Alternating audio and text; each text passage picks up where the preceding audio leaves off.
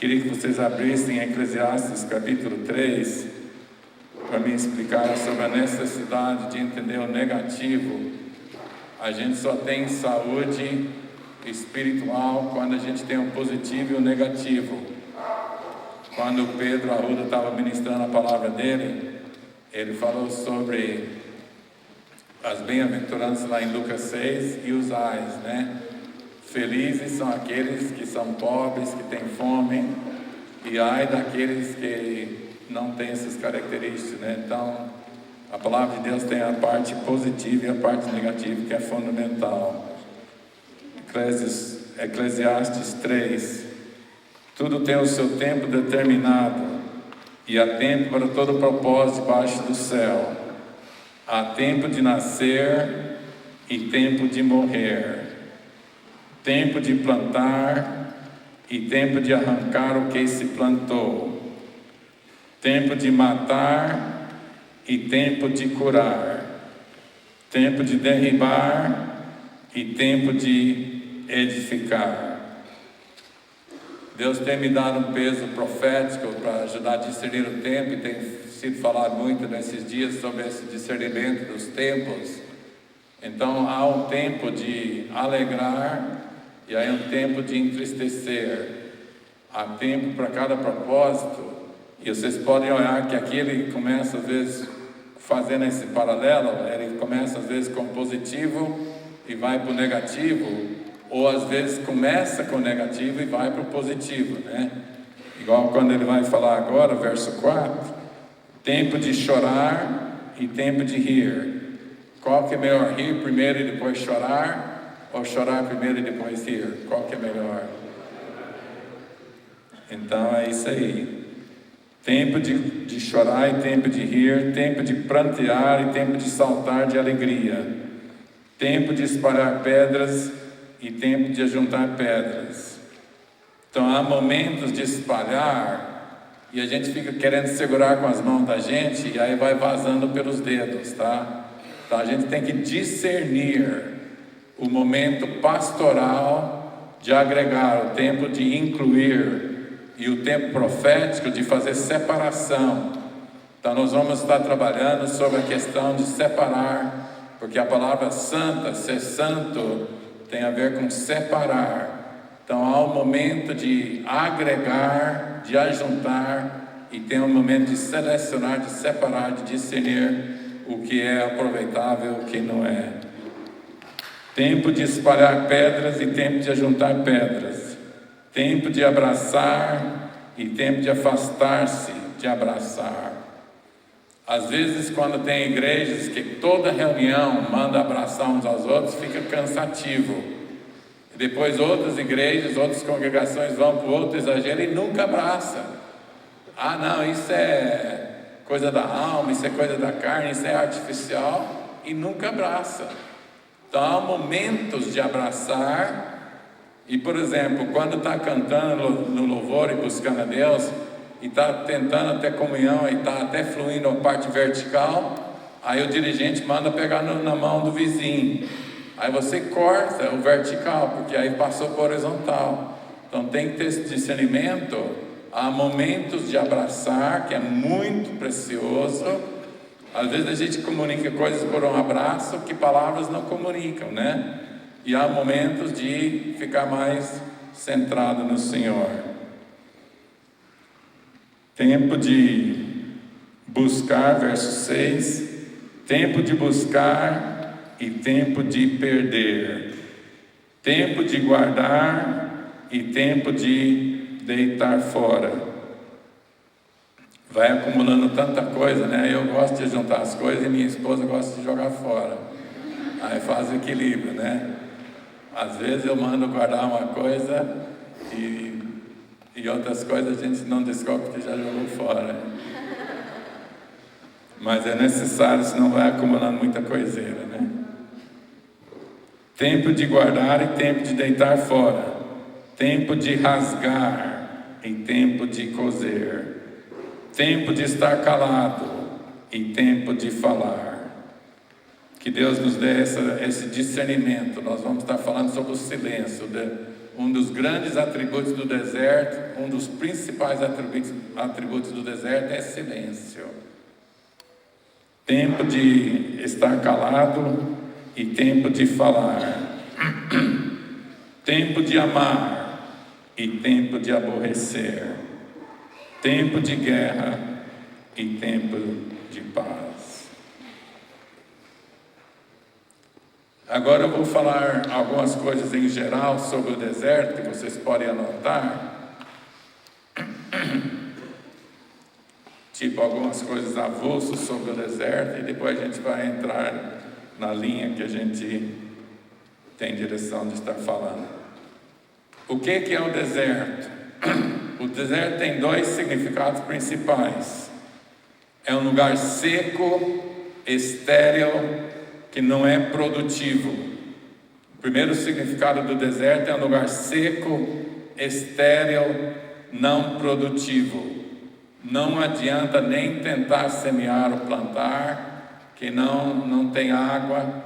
Então, um dos aspectos do significado de deserto é um lugar seco, não produtivo, estéril. O outro significado é um lugar solitário, sem habitantes. Lugar silencioso. Então, às vezes, tanto na Bíblia como na nossa linguagem, a gente fala sobre um lugar deserto. Não é um lugar seco, é um lugar que tem árvores, tem plantações, um lugar frutífero no sentido natural, mas não tem habitantes. E às vezes fala no lugar deserto que é seco, mas tem pessoas que moram lá, né? Igual lá na Arábia, em alguns lugares, é um lugar deserto, a Bíblia refere a um lugar deserto, mas tem cidades, tem pessoas, mas é um lugar seco. Então, existem esses dois significados. Eu vou estar tratando sobre 4 propósitos do deserto. 4 propósitos do deserto. O primeiro propósito do deserto é de nos testar, de nos provar. Deuteronômio 8, vou ler com vocês, de 2 a 5. Deuteronômio 8, do verso 2 a 5. Recordar-te-ás de todo o caminho pelo qual o Senhor teu Deus te guiou no deserto estes 40 anos, para te humilhar, para te provar, para saber o que estava no teu coração. Anota isso aí no seu caderno. É para nos testar, para saber o que está em nossos corações. O deserto não é necessariamente nocivo. O deserto não é necessariamente ruim. É uma coisa que nos testa. Igual o fogo. O fogo pode ser bom e o fogo pode ser destrutivo, né? Então o deserto não é necessariamente algo ruim, mas é para testar, para ver como nós somos. Então aqui diz, para saber o que estava no teu coração, se guardarias ou não os seus mandamentos. Ele te humilhou, te deixou ter fome, te sustentou com maná que tu não conhecias, nem teus pais o conheceram, para te dar a entender que não só de pão viverá o homem, mas de tudo que procede da boca do Senhor viverá o homem. Não precisa anotar, mas a gente percebe aqui que, além desse primeiro significado, o deserto nos ensina a depender de Deus, né? Então há essa parte aí do relacionamento de Deus que depois a gente vai estar falando. Primeiramente é testar e provar para ver o que está em nosso coração, mas depois vai progredir para o outro sentido de nos ensinar a dependência na fidelidade do Senhor. Nunca envelheceu a tua veste sobre ti, nem se inchou teu pé nestes 40 anos. Sabe, pois, no teu coração, que como um homem disciplina seu filho, assim te disciplina o Senhor teu Deus. Esse último versículo também vai entrar em um outro sentido do deserto, de disciplinar, de nos treinar. Então, o primeiro sentido do deserto, que a gente não vai tomar muito tempo, é de nos testar, de nos provar, de nos convencer o que nós somos. O deserto é um teste para nos provar, para a gente ficar realmente, não só por palavras, mas a gente mesmo se convencer o que nós somos. O segundo sentido do deserto, o segundo propósito do deserto é de nos purificar, de esvaziar. Então, quando ele fala de humilhar, então tem um sentido, o segundo sentido, que é o que a gente vai trabalhar bastante, é a purificação. O deserto é um lugar estéril, e a palavra estéril tem dois sentidos. A mulher estéril, a terra estéril é um lugar que não produz. Mas tem uma outra parte que no hospital faz esterilizar, é a mesma palavra. Então tem a palavra estéril de um sentido que não é produtivo, que não consegue produzir, tipo impotente. Mas tem a vantagem em que é um lugar sem nenhuma contaminação. Então o deserto é um lugar que não tem nada que pode contaminar. Então é um lugar que vai purificar nossas vidas. Nós vamos estar trabalhando sobre a preparação do noivo, a preparação do noivo não, a preparação da noiva pelo noivo, né? Então a noiva precisa estar preparada, porque em Apocalipse 12 fala sobre a mulher, que é a igreja, em Apocalipse 12, que ela está grávida. Então a igreja precisa, isso aqui é um dos pontos fundamentais que a gente vai estar trabalhando hoje de manhã, é que a igreja precisa engravidar para levantar o filho varão na terra, uma companhia de profetas, a companhia de João Batista, para manifestar a palavra de Deus ao mundo, para o mundo ser sem desculpas, para não haver desculpa. O mundo precisa ouvir uma mensagem clara. Romanos 8 fala que a criação aguarda a manifestação dos filhos de Deus. Então a igreja é como o útero, e tem que vir a palavra de Deus de uma forma pura. A nossa palavra, o apóstolo Paulo fala lá em 2 Coríntios 4 sobre adulterar a palavra. Então nós às vezes ficamos grávidos e produzimos coisas que são contaminadas, porque a palavra não está vindo pura.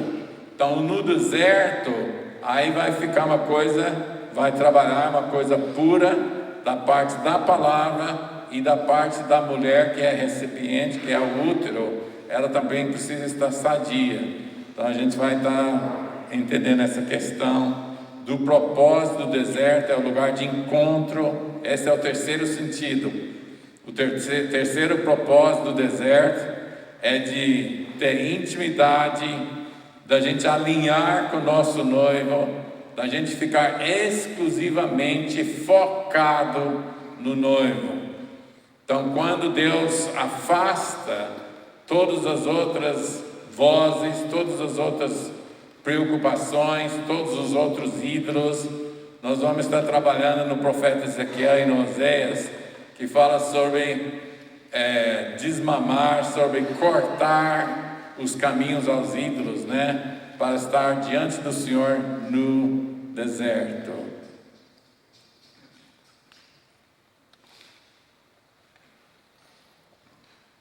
Então, o primeiro sentido do deserto é de nos provar, nos testar. O segundo sentido é de nos purificar, tipo nos esterilizar, preparar a gente com pureza para ser o instrumento nas mãos de Deus. O terceiro sentido é intimidade, que é no sentido positivo. A gente primeiro tem que passar pela dificuldade de purificação, e depois a gente descobre a doçura, a glória, o prazer de estar em intimidade com o Senhor. Eu tenho ficado impressionadíssimo no profeta Isaías. Amanhã a gente quer trabalhar um pouco com vocês no profeta Isaías, mais ou menos do capítulo 30 em diante. Tem mais de 10 capítulos falando sobre o deserto florescer, sobre o caminho no deserto, sobre o florescer do deserto. Então a gente quer entender essa intimidade com Deus, em que a parte negativa floresce e a gente passa a ter uma coisa muito preciosa com o Senhor. E o quarto sentido é castigo, que pode chegar ao ponto de abandono. Então, a geração dos israelitas que saíram do Egito, a geração que saiu de 20 anos para cima, rejeitaram o propósito de Deus entrar na terra e morreram no deserto. Então existe um deserto que não é produtivo nem no sentido de purificar, nem de chegar na intimidade, e aí a gente fica abandonado, ou pode ser por um prazo. Então a disciplina, porque aí eu quero mostrar a diferença entre o deserto, que é um lugar seco, mas na verdade é um lugar quieto, e a diferença entre a disciplina de Deus, que às vezes vem por uma tragédia. Às vezes Deus pesa a mão na vida da gente por várias maneiras, ou financeiramente, ou na família, ou nos relacionamentos. Tem várias coisas fortes. Então quando a gente passa por um tratamento de Deus, não é necessariamente um deserto. Então a gente tem que distinguir. Anota aí que essa questão de deserto é um lugar quieto, e é diferente do tratamento de Deus castigar. No tempo do Velho Testamento era através de guerra, de vir os inimigos, coisas violentas. O deserto não é violento. O deserto é um lugar calmo, descanso, que parece ser negativo, mas é um lugar onde pode ser transformado na medida que a gente compreende. Então, nós temos os 4 propósitos do deserto. Agora vamos fazer mais alguns comentários sobre o deserto antes de entrar em algumas passagens. É castigo, que pode chegar ao ponto de abandono. O deserto não é necessariamente, então, um lugar físico ou geográfico. Anota aí. O deserto não é necessariamente um lugar físico ou geográfico, mas o externo, o exterior, é importante até alcançar o interior. O deserto não é necessariamente geográfico ou físico, mas há desertos externos em que você mesmo coloca, porque a gente vai estar percebendo deserto que Deus coloca em nossas vidas, e nós podemos escolher ir para o deserto. É aí que é mais produtivo, aí que é interessante. A gente pode aceitar o deserto que Deus promove, ou a gente pode pedir e a gente mesmo cooperar, a gente mesmo ir para o deserto. Então, para você atingir um deserto interior, às vezes você precisa colocar alguns limites, você precisa fazer algumas coisas físicas, algumas coisas externas, para você alcançar o interior. Então, sendo bem prático, a gente depois vai distribuir um artigo do Richard Foster sobre a disciplina da solitude e uns extratos do livro do Henry Nouwen sobre a espiritualidade do deserto. A gente vai estar trabalhando sobre isso na segunda parte da aula hoje. Então, o silêncio e a solitude, o deserto, é algo que a gente pode cooperar com Deus, e no sentido prático, você pode tirar um dia, um meio-dia, ou de noite, ou ir para um lugar físico, onde não vai haver nenhuma distração, e você vai limitar, igual tipo de jejum. A gente tem muita experiência de trabalhar com pessoas, a gente trabalha todo ano, desde 2003, a gente trabalha com jovens, com curso de treinamento, e mesmo antes disso, quando a gente pastoreava a igreja, a gente fazia jejum coletivo com o pessoal da igreja, e às vezes aí as pessoas que não têm costume falam assim: eu vou jejuar até onde eu aguentar. Não, você estabelece com paz, você não precisa fazer uma coisa exagerada, mas você determina, eu vou jejuar até tal hora, porque sentir fome, sentir alguma dor de cabeça, sentir alguma fraqueza, isso aí não tem nada a ver. Se eu determinar que eu vou ficar 3 dias, ou 1 dia, ou 2 dias, ou tantas horas, se eu determinar, aí está determinado. Então a gente tem domínio sobre essas coisas. Então essa quietude, esse apartar para ouvir a voz de Deus, aí você fala, eu vou ficar 4 horas. Existe essa coisa assim, de estabelecer certos limites. Agora tem uma outra parte que eu vou contar um segredo para vocês. Deus gosta muito, porque Deus é uma pessoa. E existem as coisas normais que a gente faz entre o casal, entre família. Existem coisas também que a gente faz além do normal.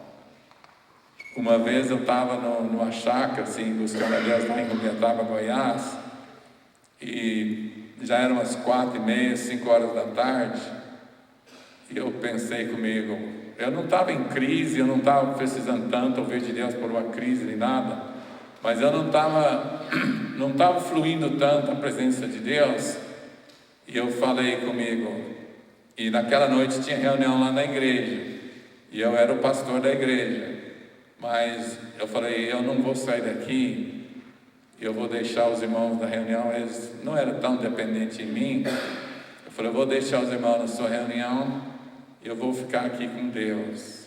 Mas não é que eu estava assim, tão cativado, me deu aquele repente, e eu estava sentado numa cadeira, presta uma cadeira dessa aí rapidinho.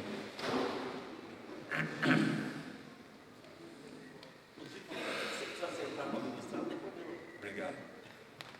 Eu falo assim porque era uma posição que não era muito espiritual. Eu estava assim, com a cadeira assim, encostada num pau assim, e eu falei, eu não vou sair daqui, eu não vou para a reunião hoje à noite, não, vou ficar aqui com Deus.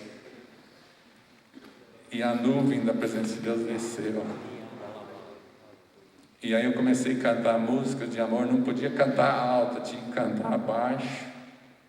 E Deus, o Espírito Santo falou comigo, igual às vezes eu falo com minha esposa. Eu falo com minha esposa, esquece dos filhos um pouquinho e vamos ficar só nós dois. Esquece dos filhos um pouquinho. E aí o Espírito Santo falou, não me peça nada. É comunhão. E aí foi entardecendo, escurecendo o dia, e minha esposa veio atrás de mim no carro de um amigo, que ela ficou preocupada, mas aí ela viu que estava tudo bem, ela virou para trás, voltou para casa, e a presença de Deus estava ali. Então, a gente precisa estabelecer alguns limites, estabelecer algumas coisas, mas às vezes Deus não fala dentro daquele horário, às vezes Ele fala outra hora. Mas quando a gente faz alguma coisa extra, quando a gente fala alguma coisa mais espontânea, aí é mais garantido acontecer alguma coisa.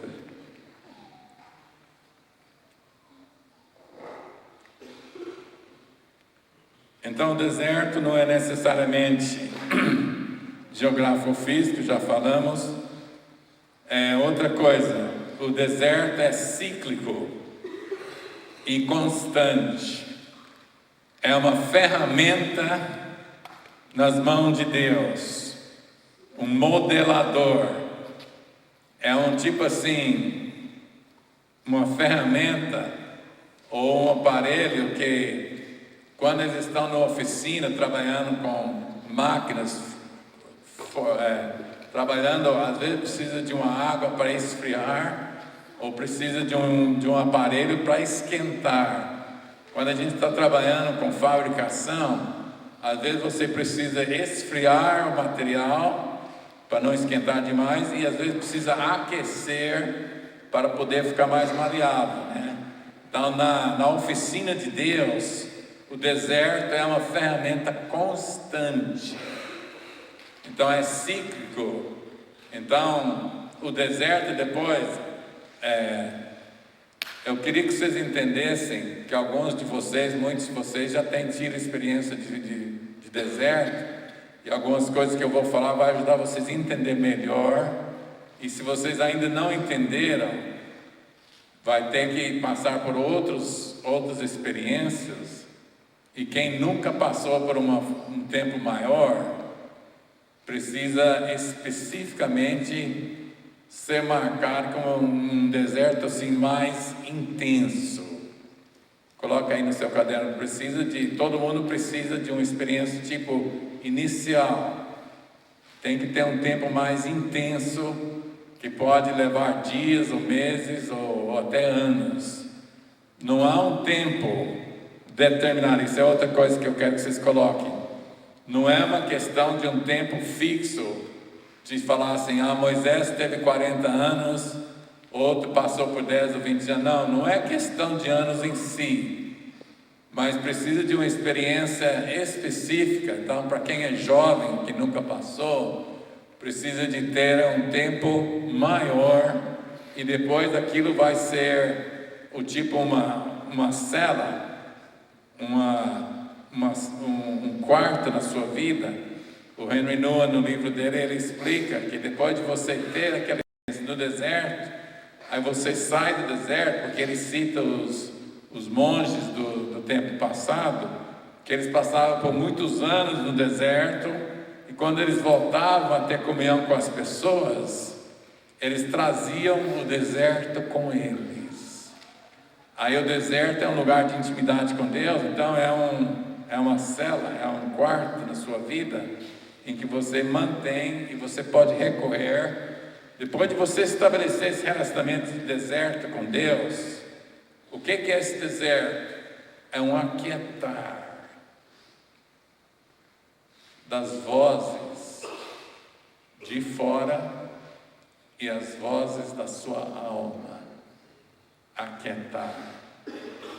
Então a Bíblia promete na Nova Aliança de circuncidar nossos ouvidos. Circuncidar nossos ouvidos é através do deserto, esse aquietar.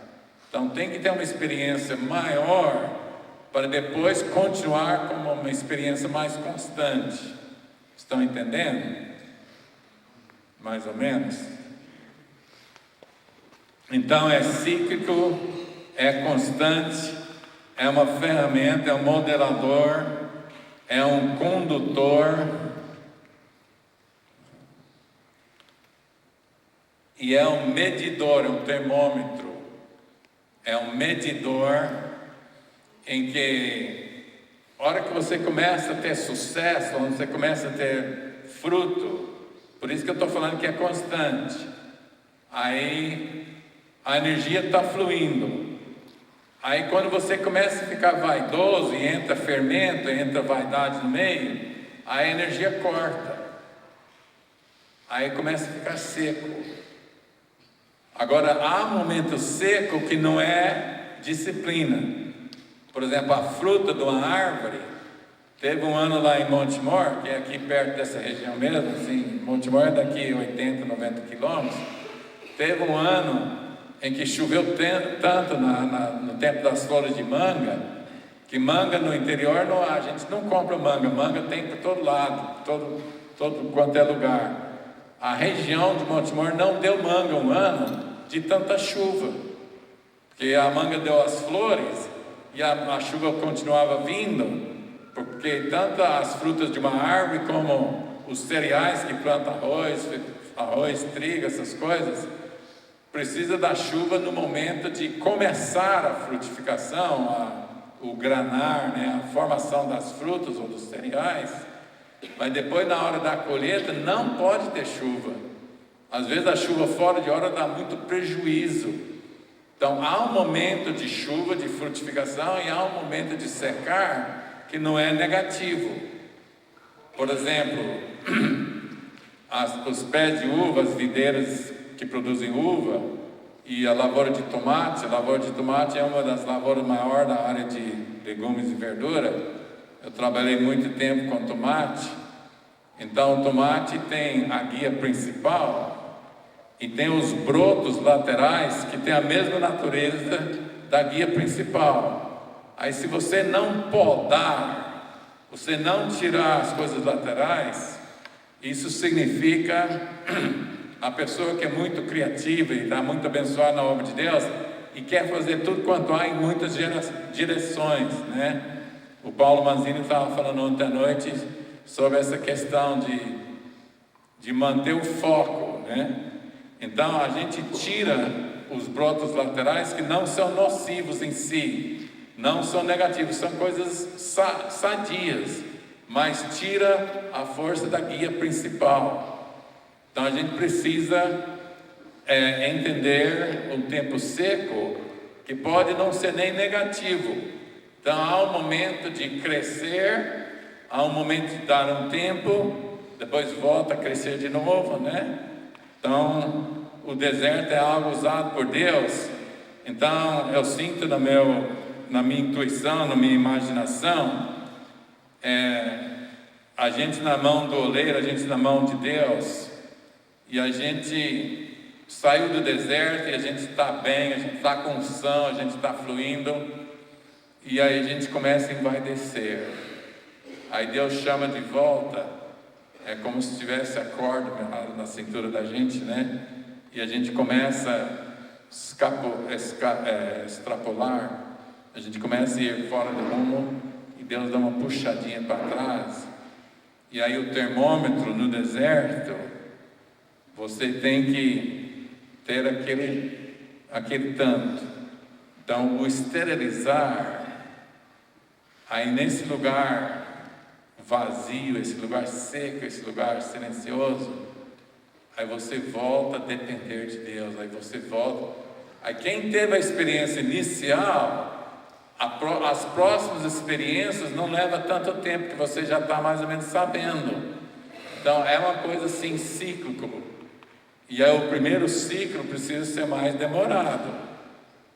Mas a gente não pode fabricar e forçar, mas a gente pode cooperar e pedir ao Senhor que Ele faça na vida da gente.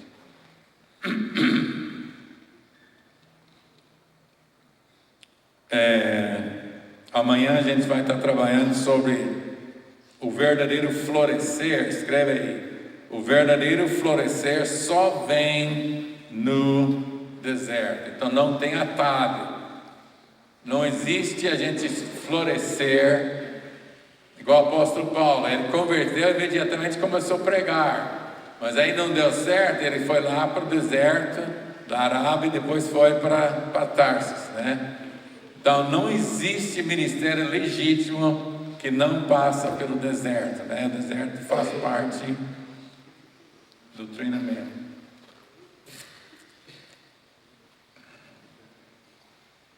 Bom, aí deu para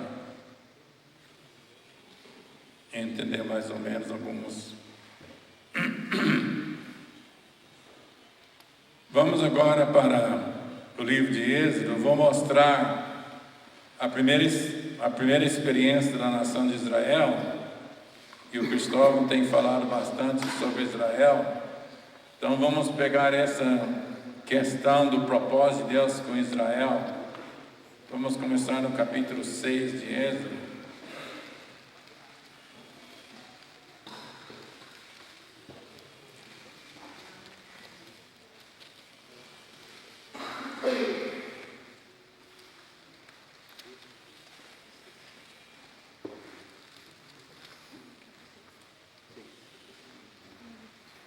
O grande problema de Israel é que eles queriam sair do cativeiro lá do Egito, eles queriam entrar na terra, e a terra fazia parte do plano de Deus, mas havia um propósito maior do que entrar na terra.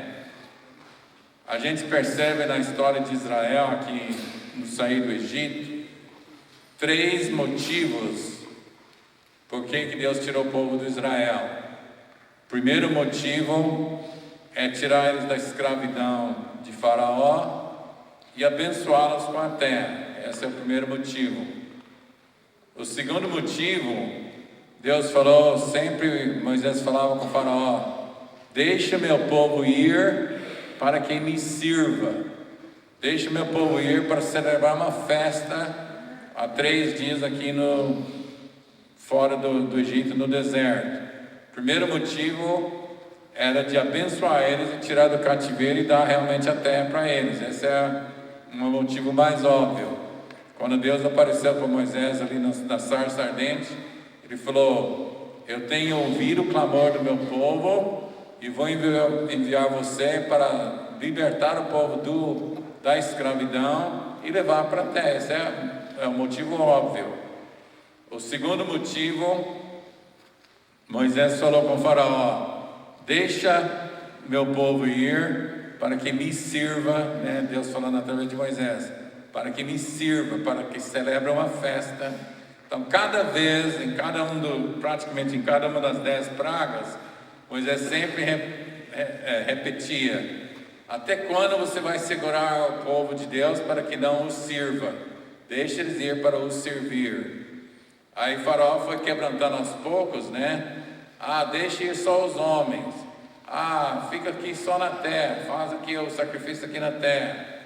Então vai todo mundo, mas não vai o gado. Então Moisés insistiu: tem que ir todo mundo com todo o seu gado para servir ao Senhor, porque a gente não sabe o que Deus vai exigir de nós, né? Então esse é o segundo motivo.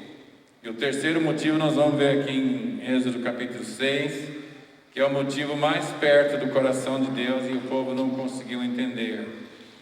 Começando no verso 6.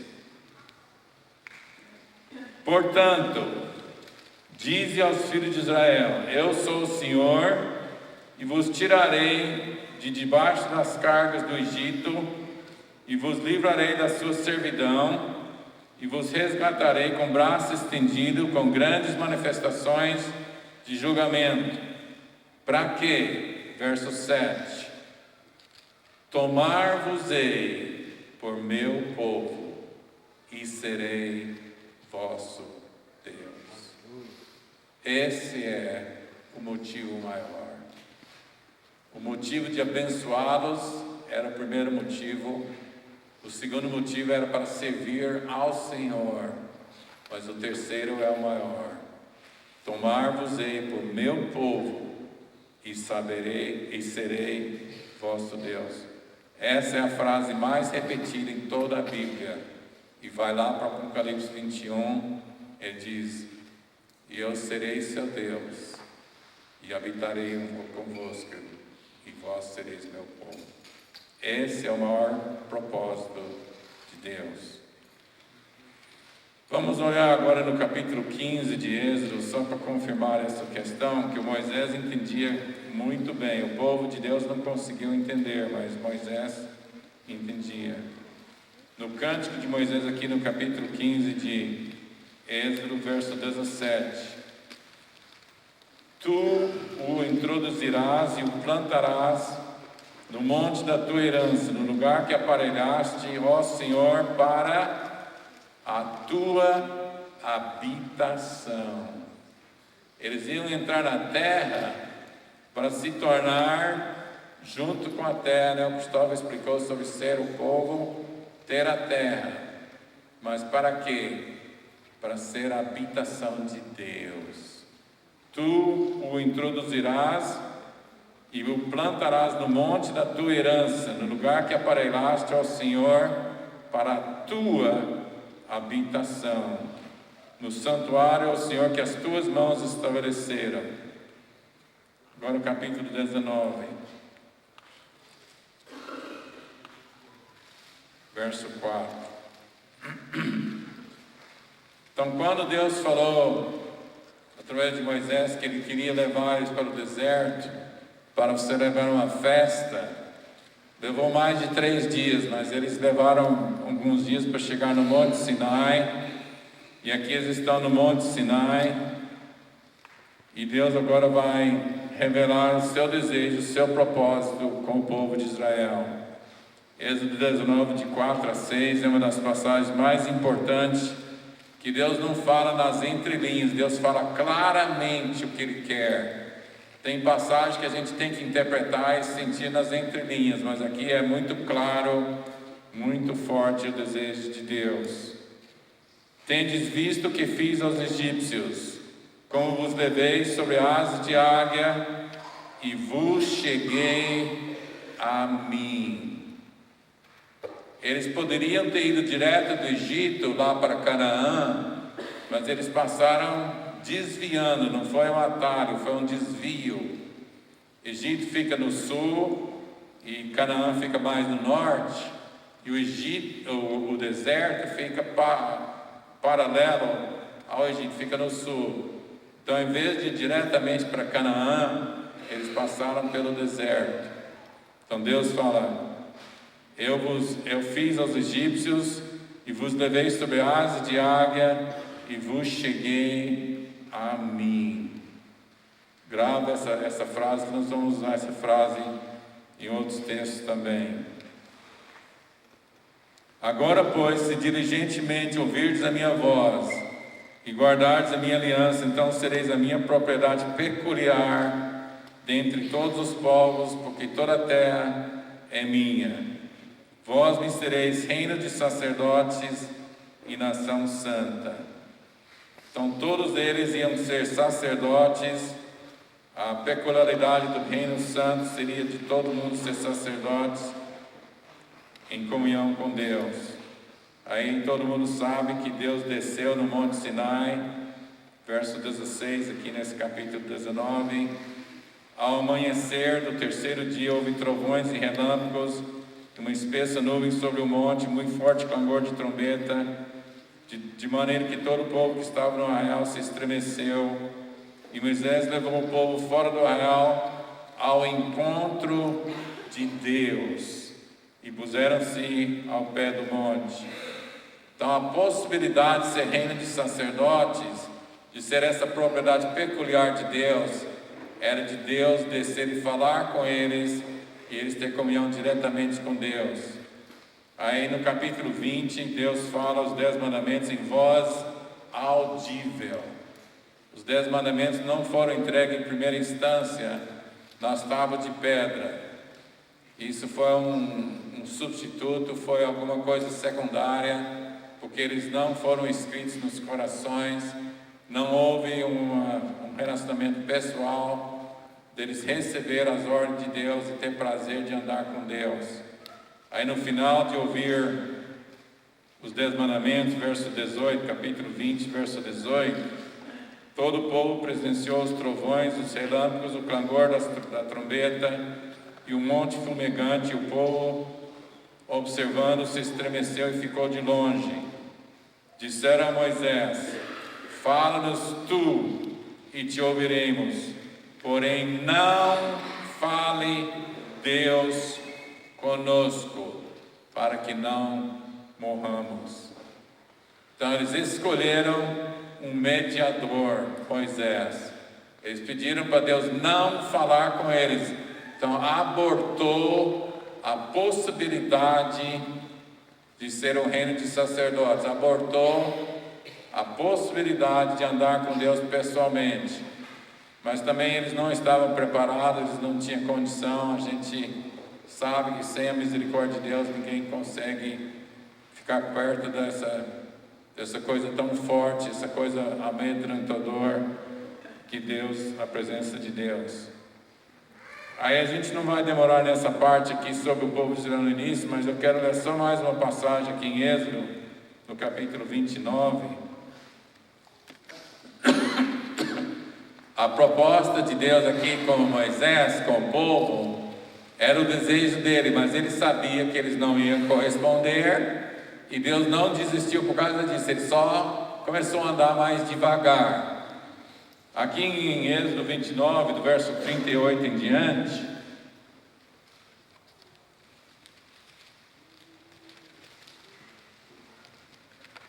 ele fala uma coisa bem corriqueira, de oferecer um cordeiro cada manhã e cada tarde, verso 39, vai oferecer um cordeiro pela manhã e outro ao pôr do sol. Não é um lugar de reunião, é um sacrifício diário no altar de holocausto, não era reunião necessariamente do povo de Deus. Aí no verso 42, este será o holocausto contínuo por vossas gerações, a porta da tenda da congregação perante o Senhor, onde vos encontrarei para falar contigo ali. Ali virei aos filhos de Israel, para que por minha glória sejam santificados, e consagrarei a tenda da congregação e o altar. Também santificarei Arão e seus filhos, para que me oficiem como sacerdotes, e habitarei no meio dos filhos de Israel, e serei o seu Deus. Deus é um amante paciencioso, insistente, humilde, tentando a conquistar seu povo. Então, mesmo eles rejeitando e colocando Moisés como mediador, Deus continua tentando a chamar a atenção do povo. E verso 46: e saberão que eu sou o Senhor seu Deus, que os tirou da terra do Egito para habitar no meio deles. Eu sou o Senhor seu Deus. Aí eu gostaria que vocês escrevessem aqui os verbos, são 7 verbos. Deus gosta do número 7, né? Então, começando no verso 42, eu só vou inverter a ordem do 42 e 43 só uma vez, mas o resto eu vou colocar na própria ordem que está aqui. Então, o primeiro verbo é virei, vir. Deus vai vir aos filhos de Israel. Segundo verbo, vos encontrarei. Então, quando Deus vem, e às vezes a gente não percebe, Ele vem e às vezes a gente não percebe. Aí o segundo verbo é encontrar. Aí a gente fica arrepiado, a gente sente a presença de Deus, mas às vezes a gente afoba e não ouve. Então, o primeiro verbo eu virei, mas às vezes a gente não percebe. O segundo verbo eu encontrarei, mas depois a gente fica tão assustado, tão afatigado, que às vezes a gente sai correndo e não ouve. Então, o terceiro verbo, ele diz: vos encontrarei para falar contigo. Esse é o terceiro verbo, falar.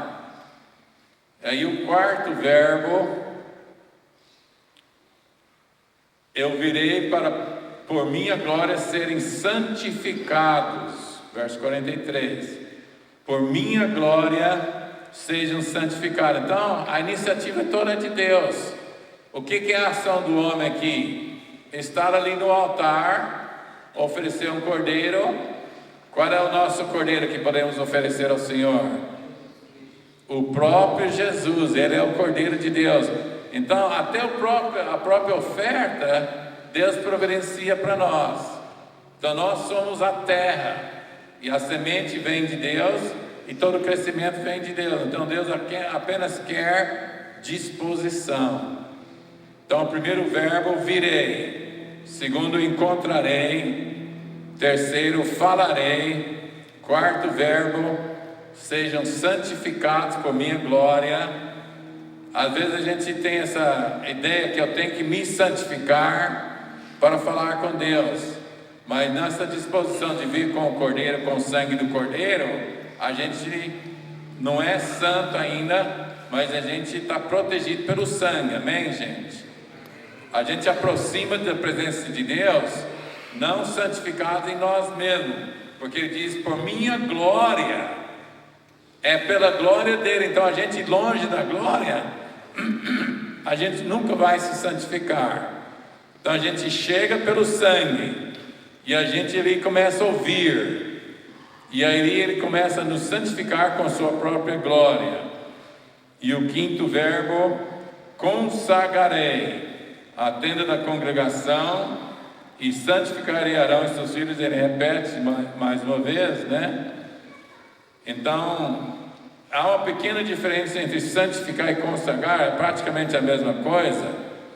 Falando sobre consagração, tem uma frase muito bonita que alguém falou uma vez, que consagração é apenas tirar a mão daquilo que já é dele. Amém, gente? Consagração é a gente tirar a mão daquilo que já é dele.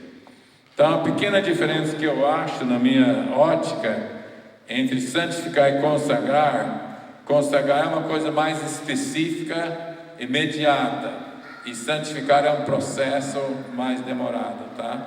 Então, consagrar e santificar é bem semelhante, mas a consagração é uma coisa muito específica e o santificar é um processo de realmente se tornar santo. E o sexto verbo, habitarei no meio dos filhos de Israel, habitar. E o sétimo verbo, serei o seu Deus. Então ele vem, ele encontra, ele fala, ele santifica, ele consagra, ele habita conosco e se torna nosso Deus. Então nós vamos estar vendo hoje e amanhã sobre a maneira de Deus confirmar, Deus fazer sua aliança apesar das nossas infidelidades. Vamos agora para Ezequiel capítulo 20. Ezequiel capítulo 20.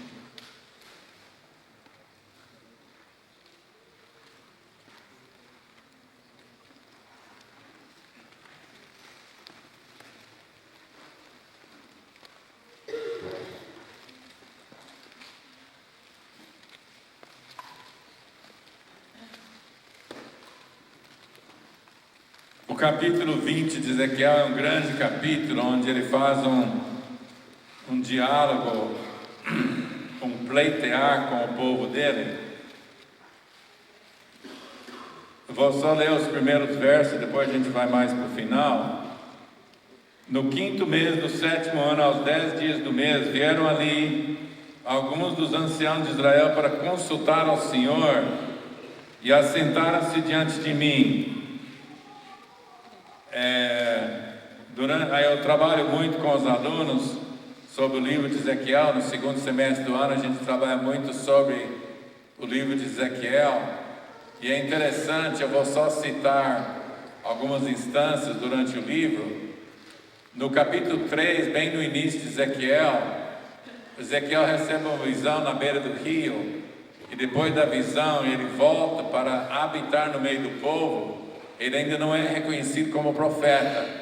Ele começa a ter visões dos seres viventes e o trono de Deus, e ele volta e fica atônito, assentado ali no meio do povo. O profeta não fica isolado, ele às vezes vai para o deserto, vai para um lugar de comunhão com Deus, mas ele volta a estar no meio do povo. Depois no capítulo 8 de Ezequiel, os anciãos vêm para a casa do profeta e estão ali meio curioso, e a mão de Deus vem sobre Ezequiel, e Deus começa a mostrar para Ezequiel a idolatria do povo de Israel. Os anciãos estão ali, não fala exatamente por que eles estão ali. Então, primeiro, no capítulo 3, Ezequiel vai para o meio deles, ele ainda não é reconhecido como profeta. No capítulo 8, os anciãos já estão respeitando, e eles vêm, mas eles não falam para que vieram. No capítulo 14, eles vêm para a casa do profeta, e Deus fala assim: eles vieram para consultar a mim, mas eu não vou permitir, porque eles têm ídolos nos seus corações. Aí Deus já está percebendo que eles estão respeitando mais Ezequiel, e eles estão ali para consultar, mas só que eles não expressam. Mas Deus mostra para o profeta que eles estão querendo alguma coisa. E aqui no capítulo 20 é mais claro. Então vieram alguns dos anciãos de Israel para consultar o Senhor e assentaram-se diante dele. Então veio a minha palavra do Senhor dizendo: Filho do homem, fala aos anciãos de Israel e diz-lhes: assim diz o Senhor Deus: acaso viestes consultar-me? Tão certo como eu vivo, diz o Senhor Deus, vós não me consultareis. Julgá-los-ias tu, ó filho do homem, julgá-los-ias, faz-lhes saber as abominações de seus pais. Aí começa um diálogo em que Deus começa a mostrar, tintim por tintim, passo por passo, a história de Israel e a sua infidelidade, para chegar no momento atual onde eles estão, porque Ezequiel já está lá em Babilônia, uma parte de Israel já está lá no cativeiro, mas Deus quer acordar o povo, Deus quer conscientizar seu povo. Apesar deles estarem em Babilônia, eles ainda estão na esperança de voltar muito rápido para Israel e não estão entendendo.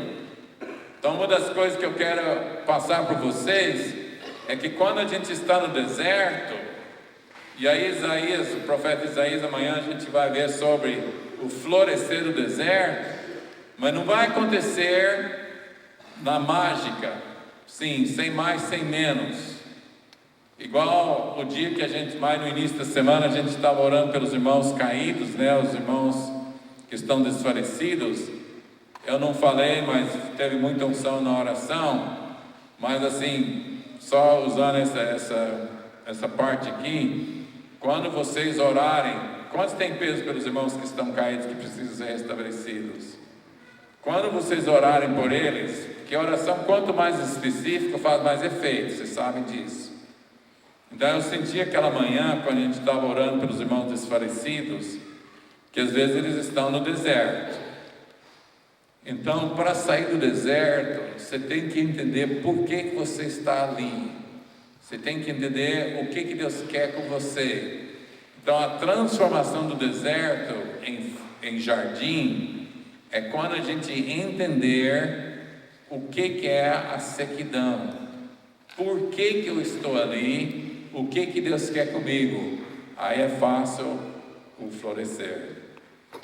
Então aqui Deus está trabalhando com o povo para entender a história desde o Egito, passando pelo deserto, passando pela fartura da terra e a idolatria deles. Agora vamos ler no verso 30. Portanto, dize a casa de Israel, assim diz o Senhor Deus: vós vos contaminais a vós mesmos, à maneira de vossos pais, e vos prostituís com as vossas abominações, ao oferecer os vossos dons sacrificiais, como quando queimais os vossos filhos. Vós os contaminais com todos os vossos ídolos até o dia de hoje. Porventura me consultaríeis, ó casa de Israel? Tão certo como eu vivo, diz o Senhor Deus, vós não me consultareis.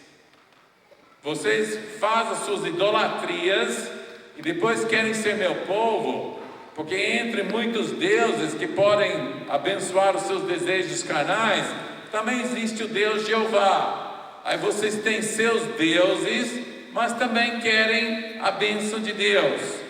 Porventura me consultareis, ó casa de Israel? Tão certo como vivo, diz o Senhor Deus, vós não me consultareis. O que vos ocorre à mente, de maneira nenhuma sucederá. Isto que dizeis: seremos como as nações, como as outras gerações da terra, servindo as árvores e as pedras. Tão certo como eu vivo, diz o Senhor Deus, com mão poderosa, com braço estendido, e derramar o furor, hei de reinar sobre vós. Tirar-vos-ei dentre os povos, e vos congregarei nas terras nas quais andais espalhados, com mão forte, com braço estendido e derramar o furor. Levar-vos-ei, olha bem o verso 35, levar-vos-ei ao deserto dos povos, e ali entrarei em juízo convosco. Ou no King James Version do inglês fala: pleitearei convosco. Pleitear, escreve aí, que tem 3 significados da palavra pleitear. O primeiro significado de pleitear significa argumentar, suplicar, que no inglês fala plead. I plead you to be merciful. Eu te imploro. Um significado de pleitear é implorar. O segundo significado de pleitear é defender. É usado na parte judicial. Pleitear é se defender. E o terceiro sentido é julgar, litigar, determinar. Então, o sentido de Deus aqui, pleitear convosco, face a face. Então é como um promotor, um juiz, que duas pessoas que estão tendo problema vêm e querem a intervenção do juiz, ou querem separar, eles querem fazer alguma coisa, e a autoridade fala assim: mas você está sabendo das consequências? Você quer essa coisa e um de vocês até tem razão, mas vai ser muito ruim para você. Então, pleitear, ele tem autoridade para julgar, mas ele peleja, ele suplica. Então, há várias passagens onde Deus pleiteia com o seu povo. Então, aqui, esse capítulo todo, Deus está pleiteando. E lá em Êxodo 19, ele diz: vos cheguei a mim. E aqui ele diz: pleitearei convosco face a face. Como entrei em juízo com vossos pais no deserto da terra do Egito, assim entrarei em juízo convosco, diz o Senhor Deus. Vladimir, vem cá. Gente, vocês não reparam não, mas o Vladimir, nós vamos fazer um dramazinho aqui, e ele vai fazer o papel da noiva, da esposa, tá? Eu não tenho coragem de fazer isso com mulher, porque a minha esposa não está aqui, então depois eu vou sacudir ele, então eu não poderia fazer com alguma das irmãs, tá? Então é só para ficar bem claro para vocês: um marido traído, um marido irado. Aqui está falando sobre: tão certo como eu vivo, diz o Senhor Deus, com mão poderosa, com braço estendido, e derramar o furor, hei de reinar sobre vós. E aí?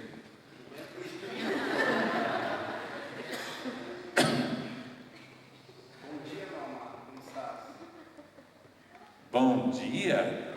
Eu não estou bem com você não. Eu fiquei sabendo que você foi atrás de outro amante. O que você acha disso? Não, você é minha. Olha nos meus olhos. Eu não aceito a traição. Nós vamos ter um tempo de resolver esse problema, mas você é meu. Nós vamos trabalhar juntos para resolver esse problema.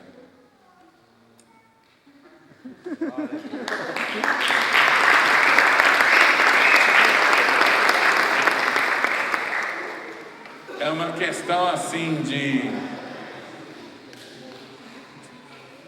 de achar que vai ser mandado embora, e Deus fala não.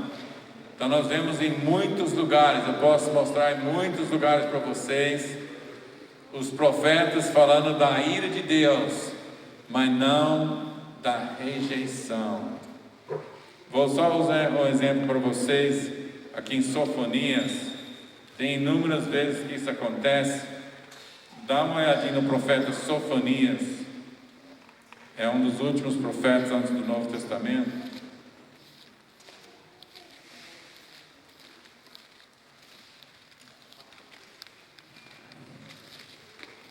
Capítulo 3, verso 8.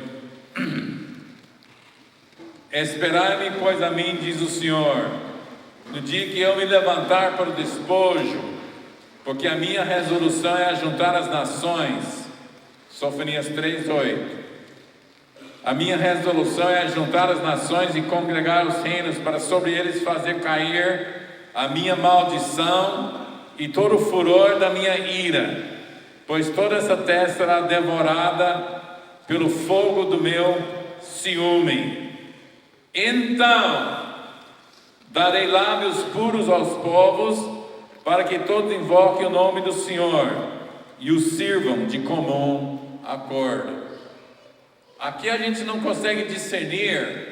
Eu trabalho às vezes intensamente com alguns dos alunos sobre esses profetas menores, e a gente dá a tarefa para eles descobrir o porquê, mas às vezes não tem exatamente um porquê. No verso 8 Deus está irado, no verso 9, e aí vai até o final do capítulo, só promessas de restauração.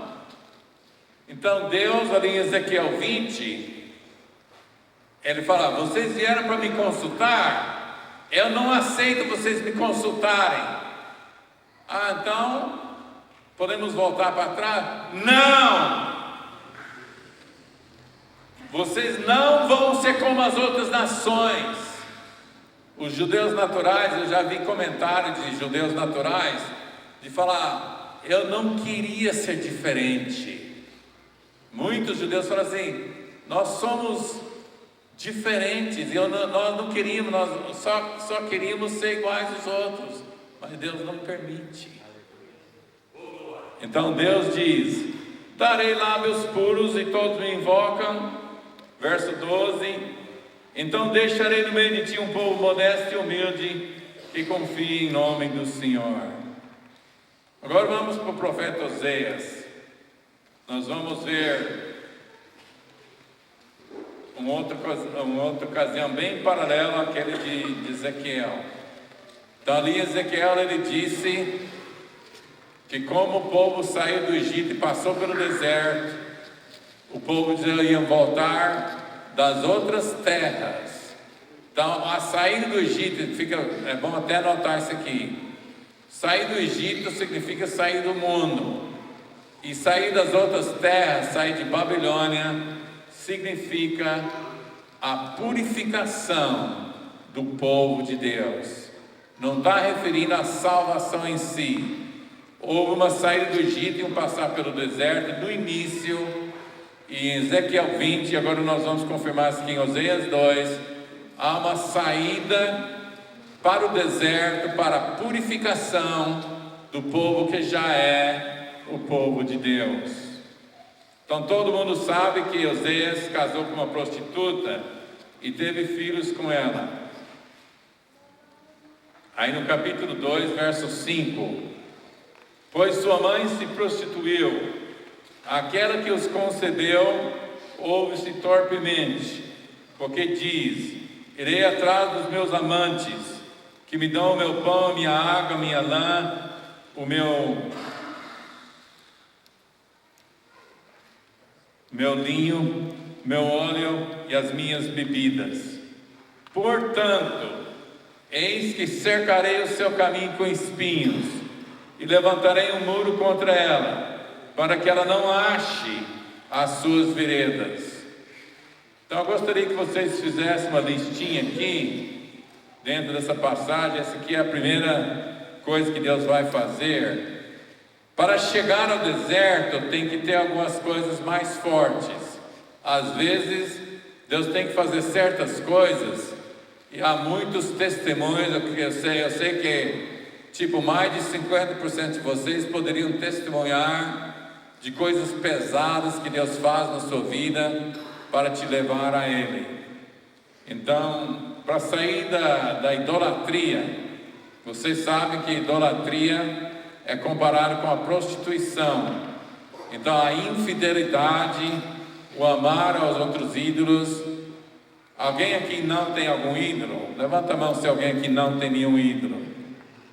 Muito bom. Se alguém levantasse a mão ia ser hipócrita, né? Então o deserto é um lugar de, escreve aí, o deserto é um lugar de desintoxicar, de desmamar, de emancipação. Não exatamente emancipação, mas é de desmamar dos ídolos errados. Então a primeira coisa aqui nessa lista é que Deus fecha as veredas tortas. Verso 6: portanto, eis que cercarei o seu caminho com espinhos, e levantarei um muro contra ela, para que ela não ache as suas veredas. Quantos querem que Deus faça isso com você? Deus quer e nós precisamos querer. Se nós ficarmos colocando os calcanhares, se a gente ficar com o freio de mão ligado, se a gente ficar só fazendo na marra, não vai ser uma boa história. Deus quer a gente, eu não terminei a passagem lá em Ezequiel 20 para não entrar em outras áreas, mas Deus fala que Ele vai passar o povo ali em Ezequiel 20, debaixo do cajado, e vai separar os rebeldes. Então Deus pega na noiva e sacode ela e fala: você vai ser minha, você vai andar assim. Mas depois fala: você quer? Você quer? Então Deus sacode, Deus fala, Deus grita, mas Deus fala assim: e aí? Quer ou não quer? Então o primeiro ponto aqui é Deus cercar e fechar as veredas erradas. Verso 7. Ela irá em seguimento de seus amantes, porém não os alcançará. Buscá-los-á, sem contudo os achar. Então dirá: irei e tornarei para o meu primeiro marido, porque melhor me ia então do que agora. Ela, porém, não soube que era eu, que lhe dei o trigo, o vinho, o óleo, e lhe multipliquei a prata e o ouro, que eles usaram para Baal. Verso 9. Portanto, tornar-me-ei e reterei a seu tempo o meu trigo e o meu vinho, e arrebatarei a minha lã e o meu linho, que lhe deviam cobrir a nudez.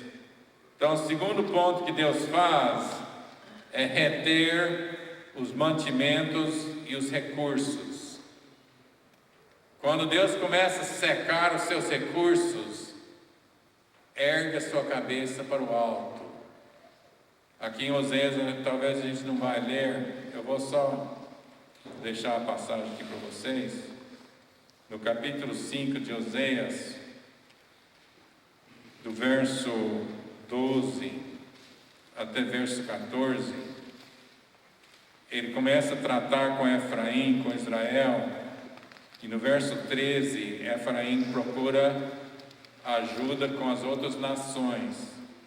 Então, quando Deus começa a secar os recursos da gente, a gente procura paliativos, a gente procura soluções humanas. Então, Deus tenta atrair nossa atenção e a gente precisa olhar para cima. Quando acontece um problema de enfermidade, seca de recursos, problemas insolúveis, precisa parar e perguntar para o Senhor o que Ele quer conosco. Então, a segunda maneira de Deus agir com a gente é secar nossos mantimentos, que na verdade é fazer uma terra frutífera virar deserto. Não precisa da gente sair de onde a gente está e ir para o deserto. O lugar onde a gente está pode secar e virar um deserto ali mesmo. Não precisa sair para um lugar diferente. Verso 10. Esse agora é feio. Agora descobrirei as suas vergonhas aos olhos dos seus amantes, e ninguém a livrará da minha mão. Descobrir as suas vergonhas é no sentido físico, mas a gente pode usar no sentido geral. Nossas ruindades serão descobertas e a gente passa vergonha diante das outras pessoas. Terceiro ponto é Deus descobrir nossas falhas, às vezes até publicamente.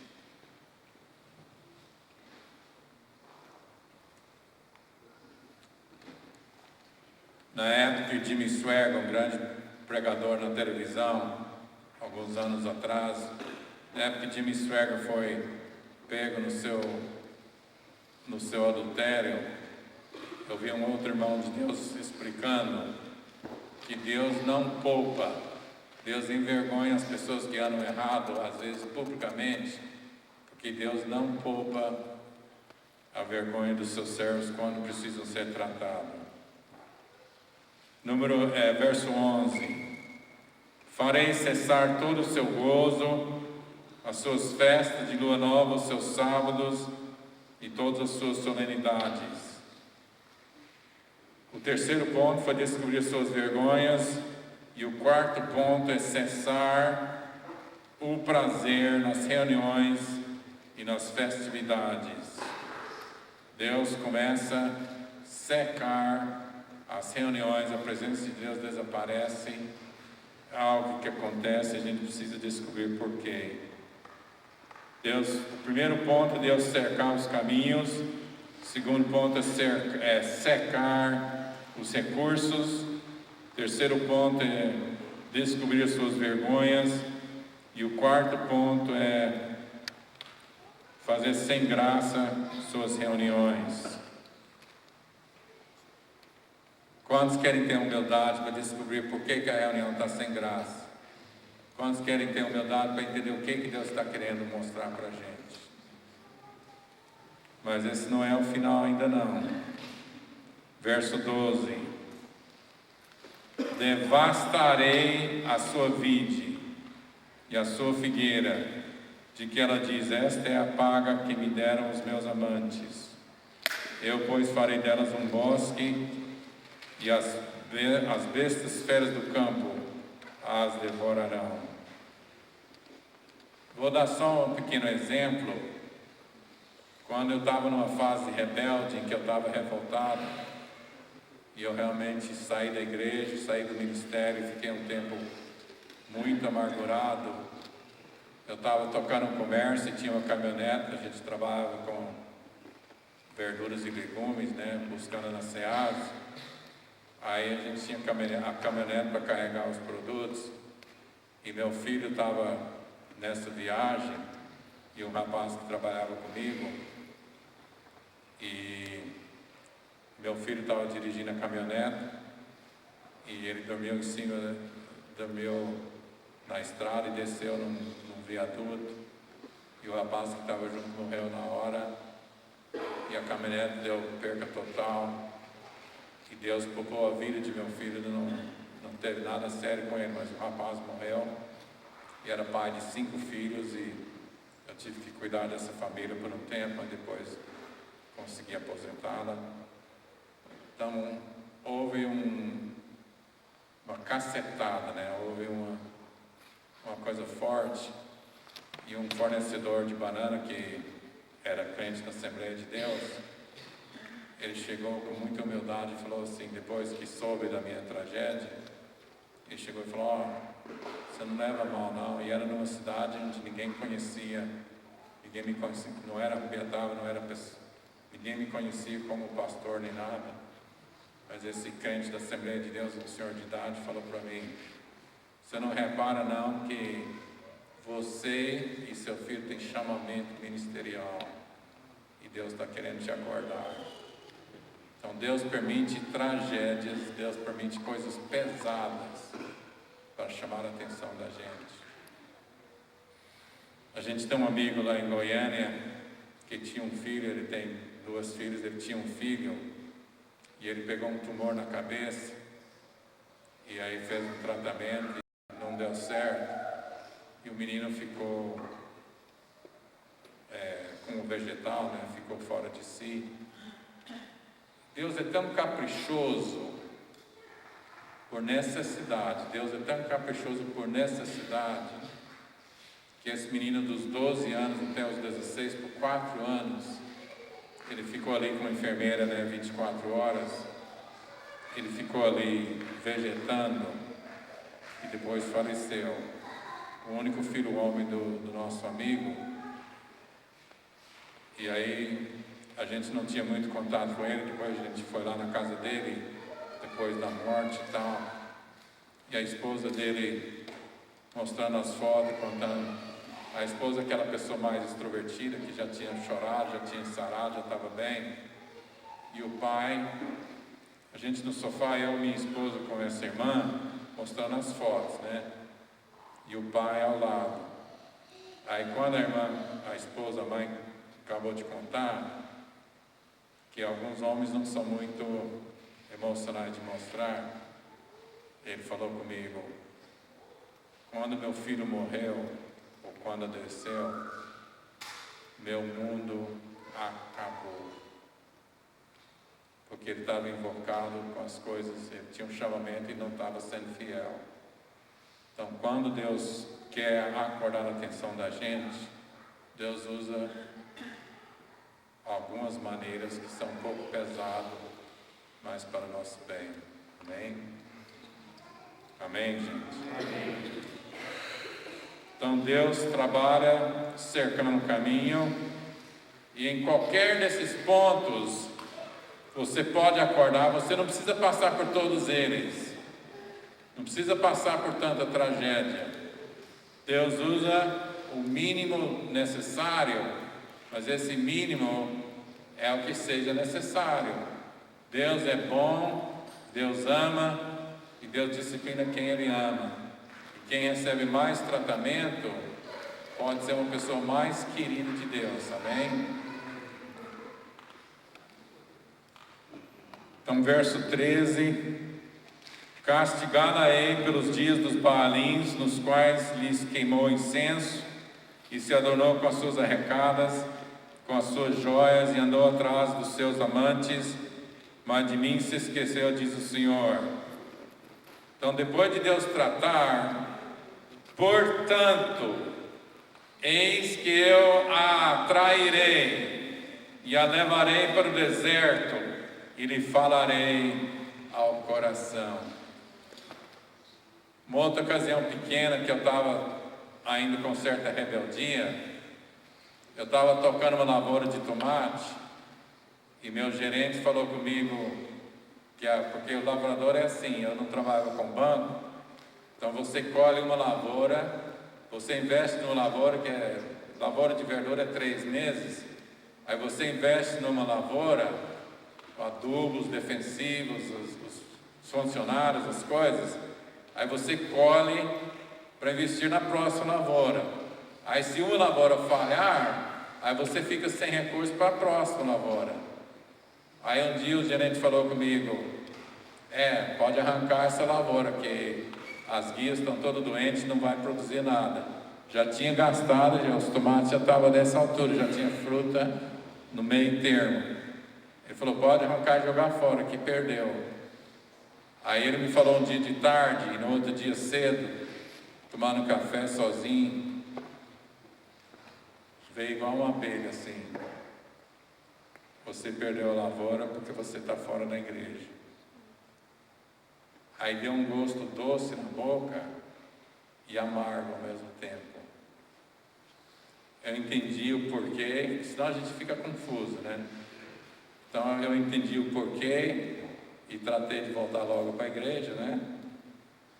E aí eu entendi o que Deus queria comigo. Então, precisa entender e atrair, e aceitar o que Deus está querendo com a gente. Então eu a atrairei, a levarei pelo deserto e lhe falarei ao coração. Aí ele conta as bênçãos do resto do capítulo, sobre deixar, verso 16. Naquele dia, diz o Senhor, ela me chamará meu marido, e já não me chamará de meu Baal, ou meu Senhor.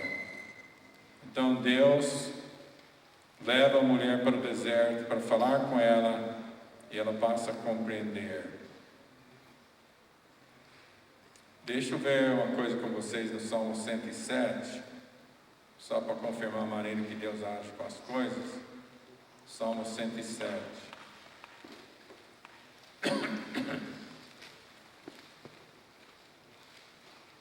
Ficou muito quieto todo mundo agora, né?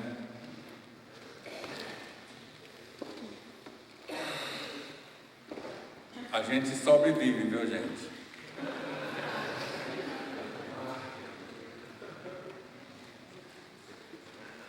Salmo 107, começar no verso 33.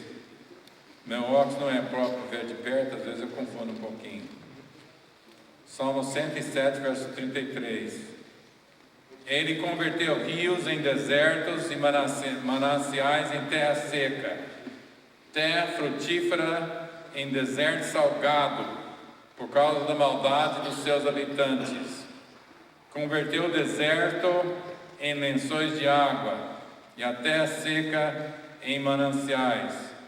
Estabeleceu ali os famintos, os quais edificaram a cidade em que habitassem.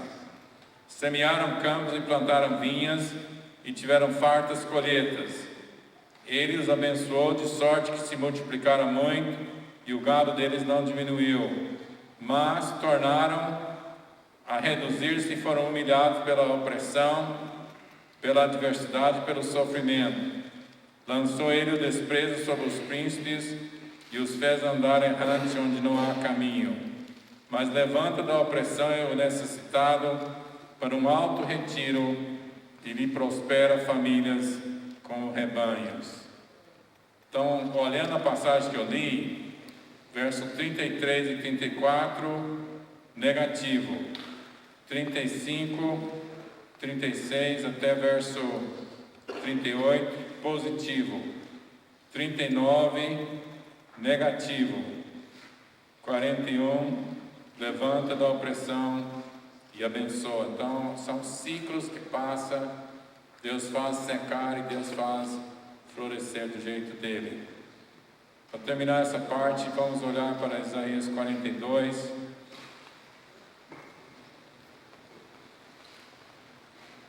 Amanhã a gente vai trabalhar mais com Isaías, mas vou só ler essa passagem de Isaías 42. Verso 13.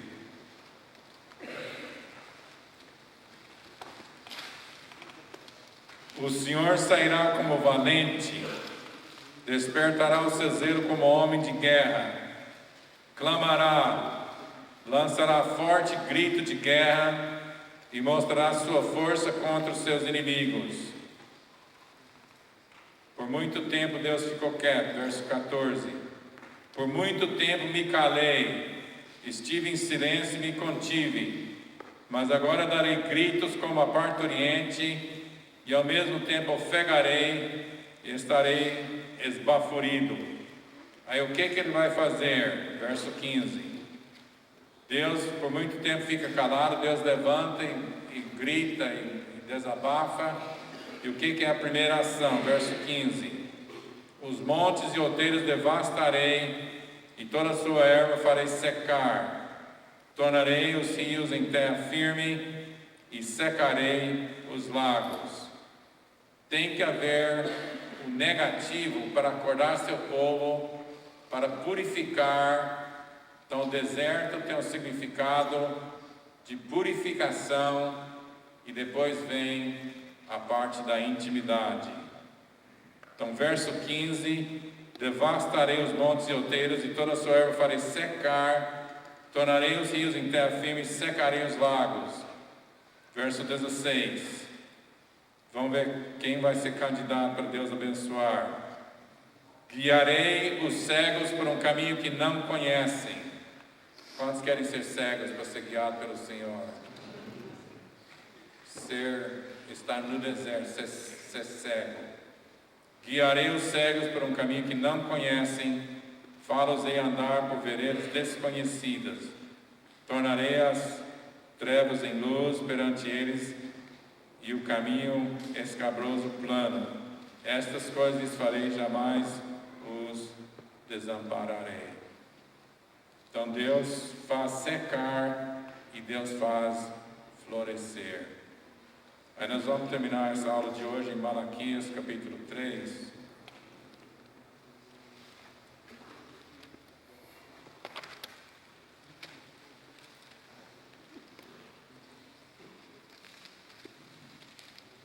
Eis que envio o meu mensageiro que preparará o caminho diante de mim. De repente virá ao seu templo o Senhor, a quem vós buscais, o anjo da aliança a quem vós desejais. Eis que ele vem, diz o Senhor dos Exércitos. Mas quem poderá suportar o dia da sua vinda? E quem poderá subsistir quando ele aparecer? Porque ele é como o fogo do ourives, como a potássio dos lavandeiros. Assentar-se-á como derretedor e purificador de prata, purificará os filhos de Levi, e os refinará como ouro, como prata, eles trarão ao Senhor justas ofertas. Então Deus vai se levantar, vai haver um grande mover de Deus na terra. A primeira parte da ação vai ser de julgar e purificar. Vai haver um queimar de Deus, vai haver uma parte negativa para liberar o positivo. Eu quero que vocês recebam a graça de Deus para entender o deserto. Eu vou deixar as folhas que eu quero que vocês leiam daqui para amanhã. Para amanhã a gente está conversando mais com vocês.